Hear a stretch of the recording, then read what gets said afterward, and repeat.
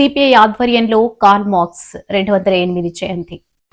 ప్రపంచ మార్క్సిస్ట్ మేధావి, నీతి నిజాయితీ నిబద్ధతకు మారుపేరు కార్ల్ మార్క్స్ అని సిపిఐ జిల్లా కార్యవర్గ సభ్యుడు మరిపిల్ల పైడిరాజు నివాళులర్పించారు. మార్క్స్ 208వ జయంతిని సందర్భంగా విశాఖ జిల్లా భీమిలి నియోజకవర్గం మధురవాడ జీవీఎంసీ 5వ వార్డు నగరంపాలెంలో పార్టీ ఆధ్వర్యంలో నిర్వహించారు.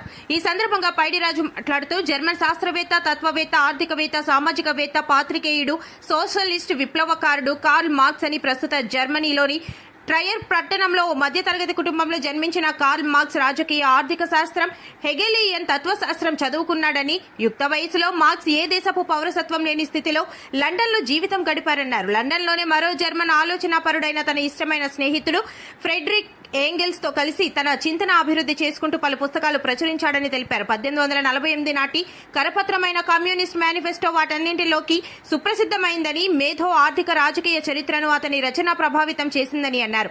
మార్క్స్ రాసిన పెట్టుబడి గ్రంథం ప్రపంచ వ్యాప్తంగా అన్ని భాషలలో ముద్రణ చేశారని తెలిపారు. ఈ కార్యక్రమంలో సిపిఐ ఏరియా కార్యదర్శి వాండ్రాసి సత్యనారాయణ, బి కేశవయ్య, అప్పలకొండ, జగ్గాస్వామి, రామ్ మహేష్, ఎంఎస్ కుమారి, లక్ష్మి తదితరులు పాల్గొన్నారు. ఈరోజు మార్క్సిస్ట్ మేధావి, కమ్యూనిస్ట్ పార్టీ ప్రణాళిక రూపకల్పనలో ప్రథముడు కామ్రేడ్ కార్ల్ మార్క్స్ 208వ జయంతి.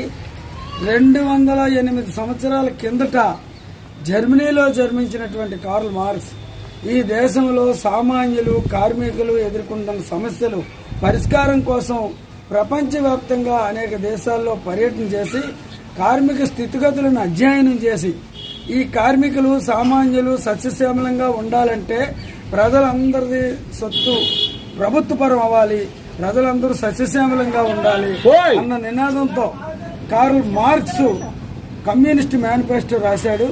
ప్రపంచానికి ఉపయోగపడినటువంటి పెట్టుబడి గ్రంథం రాశాడు. ఆ పెట్టుబడి గ్రంథం ప్రపంచంలో ఉన్న అన్ని దేశాల్లోనూ తర్జుమా చేసుకుని విరివిగా అమ్ముడుపోయాయి. కార్మికులకి ఎంతో ఉపయోగం ఆ గ్రంథంలో ఆయన రచించాడు.